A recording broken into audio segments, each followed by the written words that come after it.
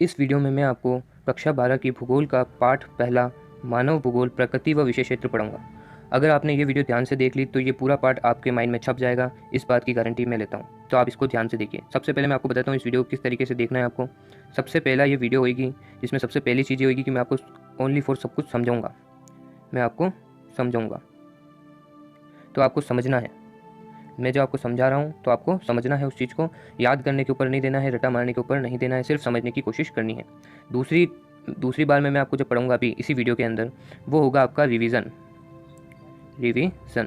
मतलब इसका दौरान कराऊंगा मैं आपको। इसमें जो महत्वपूर्ण तथ्य होंगे मैं उसको 2-3 बार दोहराऊंगा जिससे आपके दिमाग में बैठ जाएंगे। तीसरा पार्ट होगा कुछ कठिन चीज़ें हैं जिनकी मैंने शॉर्ट ट्रिक बनाई है, तो मैं वो शॉर्ट ट्रिक आपको इस वीडियो में बताऊंगा।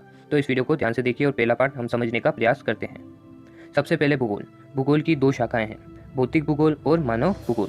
ये हमें याद रखना है कि भूगोल की कितनी शाखाएं हैं, भौतिक भूगोल और मानव भूगोल। अब मानव भूगोल को हम समझते हैं, ये परिभाषा आपको याद करने की जरूरत नहीं है, ये आपको सिर्फ समझाने के लिए बताई गई है। मानव भूगोल मानवीय तथ्यों का अध्ययन है, मतलब मानव के साथ जो भी घटनाएं घट रही है उनका अध्ययन किस में किया जाता है, मानव भूगोल में किया जाता है। तो ये किसके साथ घटनाएं बता रही है, मानव के साथ। किसके साथ, मानव के साथ जो भी घटनाएं घटेगी उनका अध्ययन किस में किया जाएगा, मानव भूगोल में किया जाएगा। ओके। और आगे देखिए, ये मानव पर्यावरण के मध्य अंतर संबंधों को बताता है। तो ये मानव क्या है, पर्यावरण से संबंध रखता है। जो मानव है वो पर्यावरण से जुड़ा हुआ है। जैसे हम पेड़ पौधों से सबसे जुड़े हुए, हम उनसे श्वास लेते हैं, ऑक्सीजन ग्रहण करते हैं, उसी तरीके से हम पर्यावरण से जुड़े हुए हैं। कृषि, पशुपालन, उद्योग, व्यवसाय, परिवहन, संचार और व्यापार इसके अंदर आते हैं। तो मानव कृषि करता है, पशुपालन करता है, उद्योग करता है, व्यवसाय करता है, व्यापार करता है, संचार करता है और परिवहन करता है। और ये इन सब का प्रभाव प्रकृति पर भी पड़ता है। तो मानव भूगोल क्या है, प्रकृति और मानव के संबंधों का अध्ययन हम कह सकते हैं। तो आगे देखिए, अब हम बात करते हैं भूगोल वेताओं की। कौन कौन भूगोल वेता थे। सबसे जैसे हम देखते हैं विज्ञान के अंदर जो इन्वेंशन करते हैं, खोज करते हैं, उनको वैज्ञानिक कहते हैं। वैसे ही भूगोल के अंदर भूगोल वेता होते हैं, उसमें विज्ञान में वैज्ञानिक होते हैं, इसमें भूगोल वेता होते हैं। तो सबसे पहले भूगोल वेता की बात करें तो वो है फ्रेडरिक रेटजेल। कौन है, फ्रेडरिक रेटजेल। तो ये जर्मन के भूगोल वेता हैं, ये जर्मन में रहते थे और जर्मन के भूगोल वेता हैं। इन्होंने एक पुस्तक लिखी है एंथ्रोपोजियोग्राफी। कौन सी पुस्तक लिखी, एंथ्रोपोजियोग्राफी। और इसमें उन्होंने मानव भूगोल की परिभाषा दी। उन्होंने क्या कहा, मानव भूगोल मानव समाजों और धरातल के बीच संबंध का संश्लेषित अध्ययन है। जो हमने पहले देखा था, जो हमने बहुत सरल भाषा में देखा था, उसी को इन्होंने बताया कि मानव भूगोल मानव समाज और धरातल के बीच, धरातल मतलब पृथ्वी की बात कर रहे हैं, उनके बीच संबंध का संश्लेषित अध्ययन है। ठीक है, विस्तारपूर्वक अध्ययन है, ये इन्होंने बताया है। और अब इनकी शिष्या, मतलब जो ये फ्रेडरिक रेटजेल है, उन्होंने एलन सैम्पल को जो शिक्षा दी तो वो उनकी शिष्या हुई, तो वो थी एलन सैम्पल। फ्रेडरिक रेटजेल की शिष्या कौन थी, एलन सैम्पल। वो अमेरिकन भूगोलवेता बनी। कौन बनी, वो अमेरिकन भूगोलवेता। तो एलन सैम्पल बनी कि उन्होंने भी अपने गुरु से सीखा और उन्होंने अपनी परिभाषा दी मानव भूगोल की। तो वो परिभाषा थी मानव भूगोल चंचल मानव। इन्होंने क्या बोला, मानव को चंचल। चंचल क्यों बोला, कि मानव इधर से उधर जाता रहता है। तो मानव भूगोल चंचल मानव और अस्थायी पृथ्वी भी स्थिर थोड़ी रहती है, वो भी घूमती रहती है। अस्थायी पृथ्वी के पारस्परिक परिवर्तनशील। अब देखो, पारस्परिक परिवर्तनशील मतलब उन दोनों के जुड़ाव के और उसमें बदलाव होते रहते हैं। कभी प्रकृति से बदलाव होता है और तो कभी किसी और चीज़ से हम उसमें बदलाव करते हैं। तो परिवर्तनशील संबंधों का अध्ययन है, पारस्परिक परिवर्तनशील संबंधों का अध्ययन है। तो इन्होंने क्या परिभाषा दी, मानव भूगोल चंचल मानव और अस्थायी पृथ्वी के पारस्परिक परिवर्तनशील संबंधों का अध्ययन है।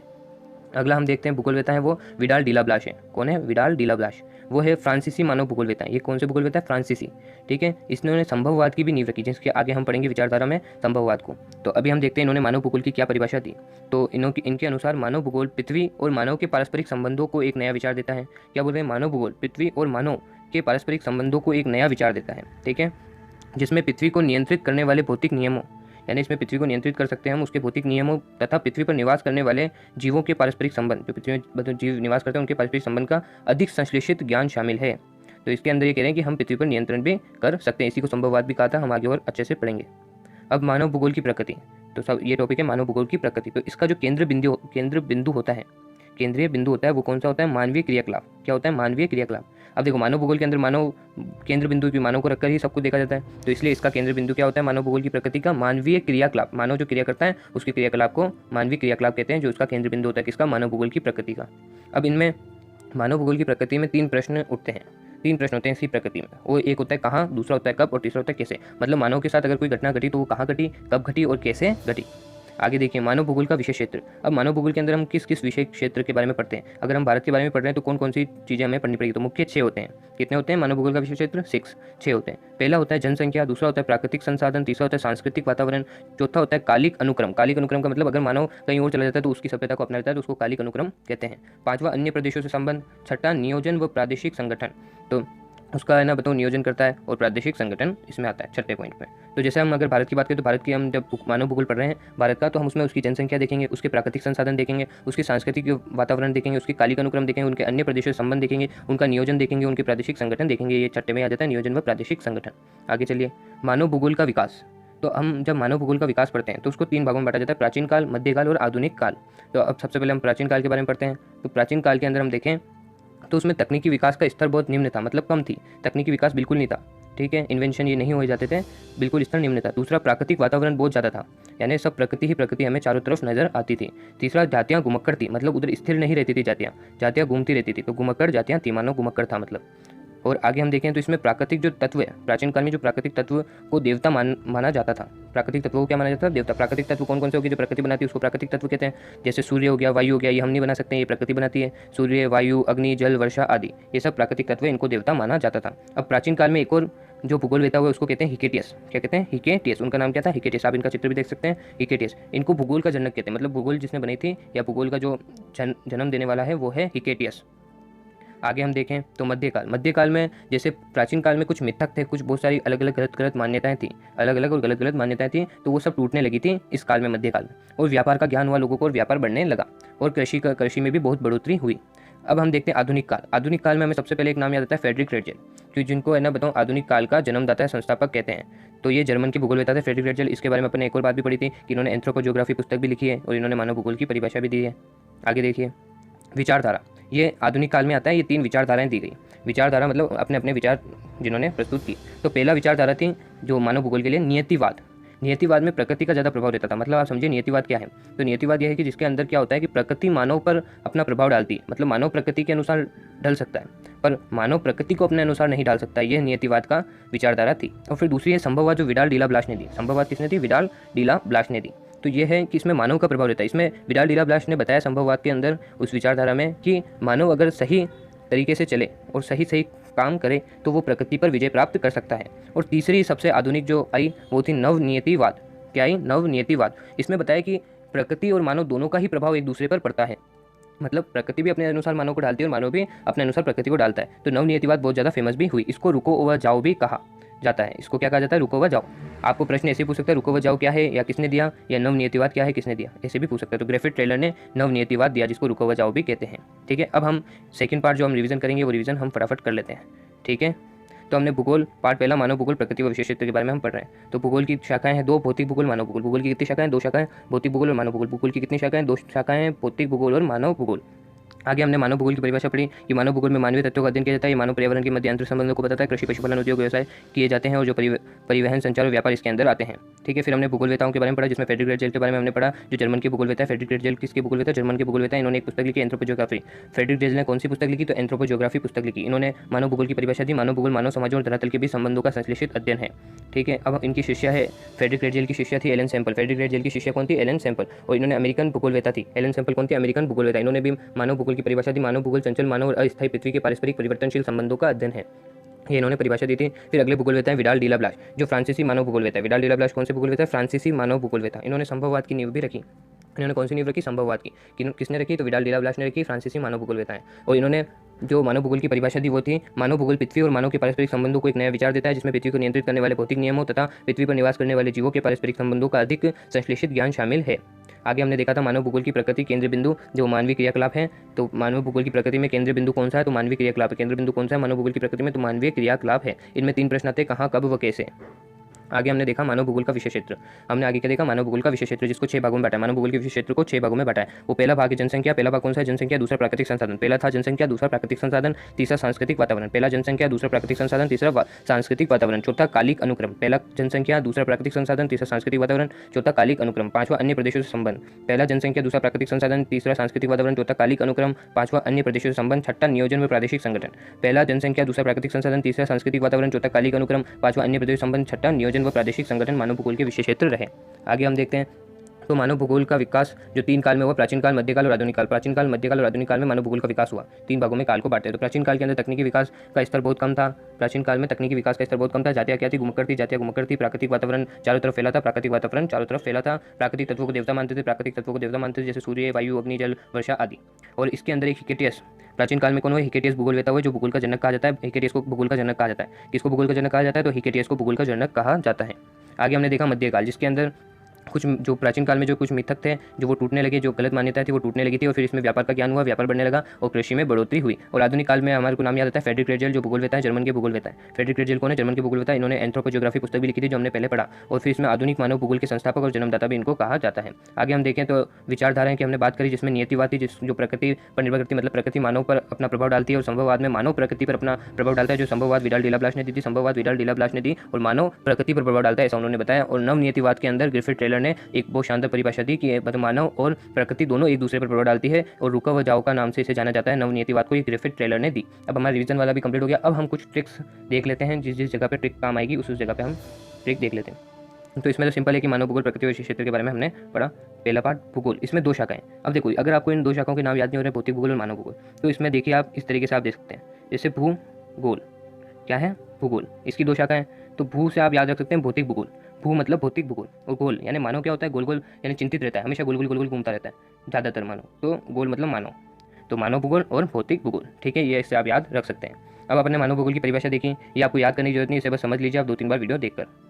और फिर भूगोलवेता, भूगोलवेता फ्रेडरिक रेटजेल, ये हमें नाम याद रखना है, Friedrich Ratzel, Friedrich Ratzel, FR, Friedrich Ratzel, Friedrich Ratzel, FR, ये जर्मन के भूगोलवेता है। FR किसके हैं? फ्रेडरिक रेटजेल जर्मन के। इन्होंने एक पुस्तक लिखी एंथ्रोपोजियोग्राफी, क्या लिखी? एंथ्रोपोजियोग्राफी, ठीक है। इनकी परिभाषा हमें वैसे याद करने की जरूरत नहीं, क्योंकि ये परिभाषा हमें दी जाएगी और कहा जाएगा कि ये किसका कथन है। तो हम देखिए, ये पहले तो आप देख लीजिए, जो छोटी छोटी परिभाषाएं तो वो या तो फ्रेडरिक रेटजेल की होगी या तो एलन सैम्पल की होगी, इनकी शिष्य की होगी। क्यों? क्योंकि है ना बतन, जो विडाल डिलाब्लाश की परिभाषा थी वो बहुत बड़ी थी, उसके आने के चांस भी बहुत कम होते हैं बोर्ड परीक्षा में। तो परिभाषाएं दोनों की क्या है? छोटी परिभाषाएं। और आप इससे एक चीज़ देखिए, इसमें जो मानव भूगोल, मानव समाज और धरातल के बीच संबंधों का संश्लेषित अध्ययन है, जिसमें संश्लेषित अध्ययन की बात करी जा रही है, तो फ्रेडरिक रेटजेल ने FR ने दी थी, जो जर्मन की भूगोलवेता है। एंथ्रोपोजियोग्राफी पुस्तक में इन्होंने ये परिभाषा दी। आगे हम देखिए तो इनकी शिष्य एलन सैम्पल, इनके शिष्य कौन है? एलन सैम्पल, जो अमेरिकन भूगोलवेता है। इन्होंने, अब देखो इनकी परिभाषा याद रखने की बात है, एक तो छोटी है इनकी परिभाषा भी क्या है? छोटी है। और सेकंड चीज़ ये है कि इन्होंने मानव को चंचल मानव का, शुरू में जब आप चंचल मानव देख लें तो आपको पता चल जाना चाहिए ये एलन सैम्पल की जो अमेरिकन भूगोलवेता है। तो चंचल मानव मतलब मानव जो घूमता रहता है, चंचल है, तो चंचल मानव जिसमें आया है वो एलन सैम्पल की परिभाषा है। अब विडाल डिलाब्लाश की तो आप ऐसे पहचान जाओगे क्योंकि बहुत बड़ी है। और आप ये भी देख सकते हो इसमें नया विचार की जिसमें बात करी है वो विडाल डिलाब्लाश ने, जो फ्रांसीसी भूगोलवेता है, और संभववाद की जिसने नींव रखी। इसी को संभववाद भी कहा जाता है कि मानव पृथ्वी पर विजय प्राप्त कर सकता है। आगे हम देखिए तो मानव भूगोल की प्रकृति में केंद्रीय बिंदु तो हमें समझ में आ गया है कि मानवीय क्रियाकलाप ही होगा, कि मानव जो क्रिया कर रहा है उसी को हम मानव भूगोल के अंदर करते हैं। प्रश्न तो आप समझ ही गए हैं, इसको याद नहीं रखेंगे तो भी कोई दिक्कत नहीं है। आगे देखिए मानव भूगोल का विशेष क्षेत्र, ये इसमें भी बहुत सारे बच्चों को प्रॉब्लम आ रही है, तो मैं इस 6 को भी आपको एक ट्रिक के साथ याद करवा देता हूँ। तो अब आप ट्रिक देखिए, ट्रिक में यह है, ये आपको याद रखनी चीज़ें, जन और प्रा साले, ये थोड़ी कॉमेडी भी हो गई है। जन और प्रा साले कालिक पुताकर कालिक पुताकर अन्य प्रदेश देश निप्रासंग चले गए।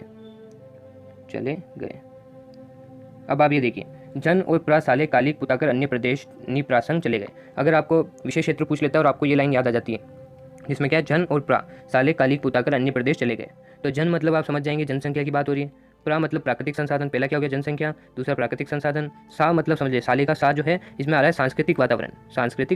कालिक का कालिक उतार दीजिए, कालिक अनुक्रम हो जाएगा, ठीक है। और पुताकर अन्य प्रदेश, तो अन्य प्रदेश आप समझ जाएंगे, अन्य प्रदेशों से संबंध। और फिर निप्रासंग में 3 आ रहे हैं, नी, प्रा और संग। तो नी मतलब नियोजन, प्रा मतलब प्रादेशिक, नी मतलब नियोजन व प्रादेशिक संगठन, संघ मतलब संगठन। ये हो गया 6 के 6 आपके। तो जन और प्रा साले कालिक पुताकर अन्य प्रदेश निप्रासंग चले गए, ठीक है। इससे आपको समझ में आ ही गया होगा जो हमने बात करी। अब आप इधर से भी एक बार समझने का प्रयास कीजिए। तो देखो, जन प्रा साले कालिक पुताकर अन्य प्रदेश निप्रासंग चले गए। जैसे जनसंख्या, जन, ठीक है, जनसंख्या हो गया, और प्रा जो बात करें तो प्राकृतिक संसाधन हो गया, साले का सांस्कृतिक वातावरण हो गया, कालिक पुताकर मतलब कालिक अनुक्रम हो गया, और अन्य प्रदेश से संबंध आ गया, और नियोजन निप्रासंग था जो नियोजन प्रादेशिक संगठन, ये आ गया, ठीक है। ये आपको याद हो गया होगा। ये याद रखें आप, जन और प्रासालय कालिक पुताकर अन्य प्रदेश निप्रासन चले गए, इनको लिखेंगे तो आपको याद हो जाएगा। अब हमने देखा था मानव भूगोल का विकास।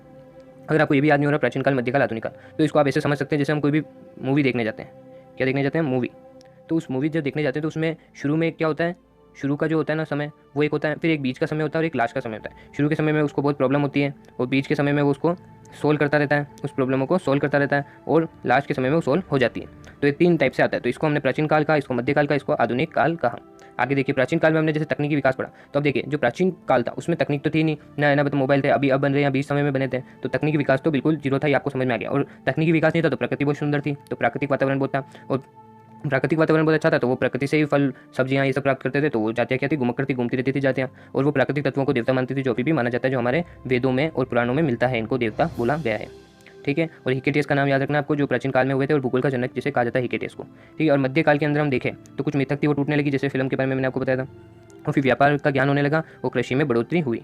ठीक है। फिर अगला हम देखें तो वो आधुनिक काल था, जिसमें हम फ्रेडरिक रेटजेल का नाम हमें याद आता है, जो जर्मन के भूगोलवेत्ता थे और आधुनिक मानव भूगोलवेत्ता के संस्थापक व जन्मदाता भी कहे जाते हैं।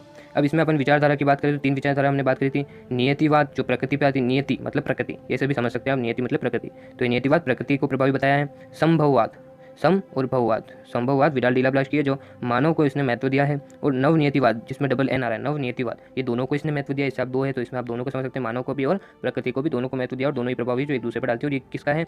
Griffith trailer, GT Griffith trailer का ये कथन है। इस वीडियो को आप 2-3 बार देखेंगे तो आपको पूरी 101% याद हो जाएगी। धन्यवाद।